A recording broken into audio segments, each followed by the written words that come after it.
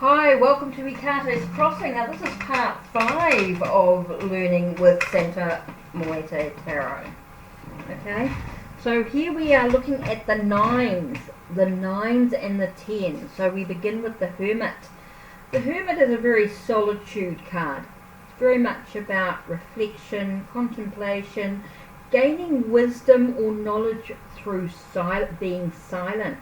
Maybe you're learning through meditating and getting the message through channeling. Maybe you have reading a book. You know, it's thinking about all the things that a monk would normally with the Rider-Waite Smith and Tarot de Marseille and all that. The Hermit is normally you can see as sort of a monk type character. Here we have someone who is curled up in a coffin with a lantern, a lantern that's showing the way.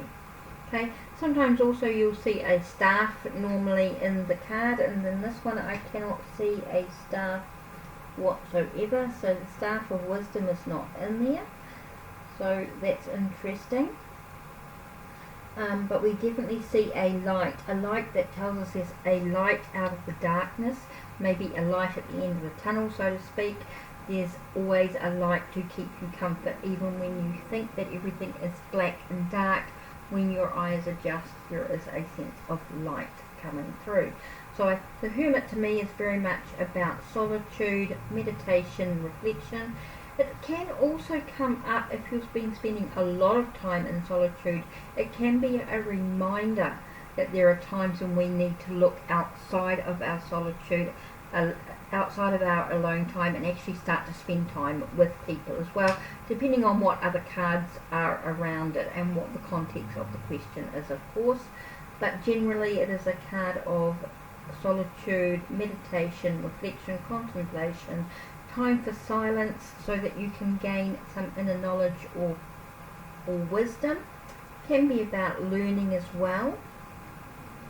You learn about something through being silent, or through being in reading and that sort of thing, as you would in a monastery, so to speak. But this card can mean lots of other things depending on the card and the imagery that you see. So for me, when I look deeper at this card, the sense of being in solitude, maybe you feel like you're being boxed in some way, maybe you're being contained. Maybe you feel like you are contained and you haven't been able to expand your knowledge or your wisdom in some ways. So that's interesting. The other card we have is the Sun. The Sun is normally a card of the sun shining on the situation, a sense of happiness and joy, maybe finding some inner peace. Maybe you're allowing yourself some fun time as well. This can be about having some fun. To me, the Sun card can also be about being vulnerable as the Sun exposes what's going on for you. Here we have a couple of guys who are playing some instruments, some guitar type instruments, and they are playing music. So this card could come up when you are wanting to resonate, when you're asking your client, or in the reading is something about music, maybe resonating with something that makes your heart sing, so to speak. Maybe you are a person who sings a lot, singing in the shower makes you happy, and that sort of thing, or just getting down there and there could be a bit of dancing going on, anything that makes the sun shine in the moment.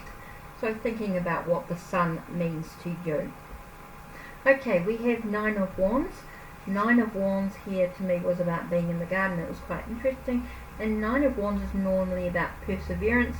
So maybe when I look at this card and I see that she's cutting down trees or plants in the garden, she's persevering, she's keeping going, she's trying to clean up the garden, trying to get things done.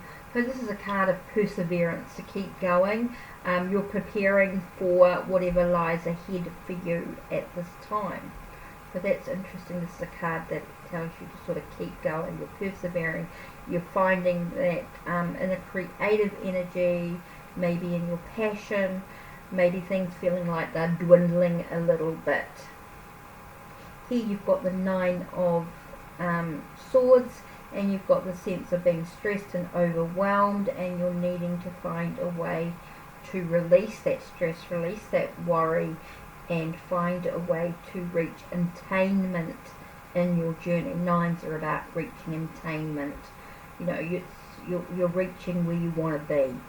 So here you've got the sense of being this worry, this stress, everything seems just crazy. You just, this reminds us to ask for help, which is important. Okay, Nine of Cups. Nine of Cups tells us that everything's happening behind the scenes, even when we can't see it. It's a sense of wish and gain as well, a sense of gaining what we want, as we sort of sit back and expect everything to happen behind us. I think there's a sense of expectation in this card as well. We're expecting that things are going to continue to move forward, even when we are not really looking at what's actually going on. Can remind us to lift our head a little slightly, turn our heads and see what's actually happening around us as well, knowing that we're actually moving forward. It's attaining what we actually want. Nine of Pentacles. Nine of Pentacles is again reaching towards something. It's a sense, this is quite a different card than normal.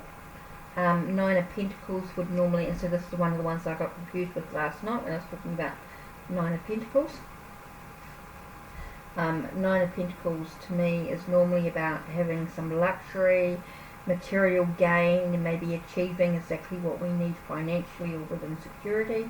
Maybe we're needing to reach within our health. We need to take some time out, have a little bit of luxury, have a little bit of leisure time, if you like. So we need to reach that attainment by taking some time out for ourselves. So now we're looking at tens. 10 is the Wheel of Fortune.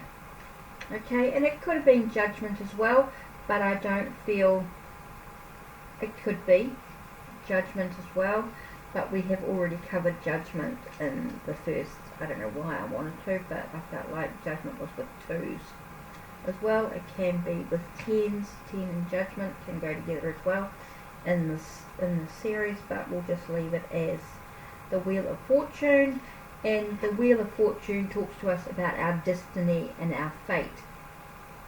So are we ready to accept life's ups and downs? Are we ready to take action by making some very clear decisions to stop going around and around circles, but actually take a step forward into what we actually want to achieve? And here we have 10 of Wands, 10 of Swords, 10 of Cups, and 10 of Pentacles, and you will see that they are butterflies. Butterflies is a sense of they've been in this cocoon, you know, they were caterpillars, they've moved into this darkness, this cocoon, and now we're allowing ourselves, so there's a sense of completeness, of things actually being complete, but we have a new opportunity to fly forward into new beginnings. The 10s break down to 1s again, you've got that whole thing going on. Okay, so here we have 10 of Wands. 10 of Wands is normally about burdens, things burdening us, things weighing us down, but it giving us the opportunity to move ahead and change that with the commitment to how we do that. 10 of Swords can be about things ending, so things are complete and now they're final, and now we're moving on to new possibilities by actually making sure we have finished what was important to us in this cycle and what's actually going on. So it allows us a new opportunity. 10 of Cups is about hope. Maybe there's a sense of a family coming together, and everything is feeling complete and ready to start this new journey. So it could be a sense of a partnership in some way, a sense of I definitely feel like it's a family being created in some way. So it's a sense of completion, a wholeness within oneself. Maybe you're feeling complete within your emotions as well. And here you've got 10 of Pentacles. 10 of Pentacles can be about inheritance or wealth.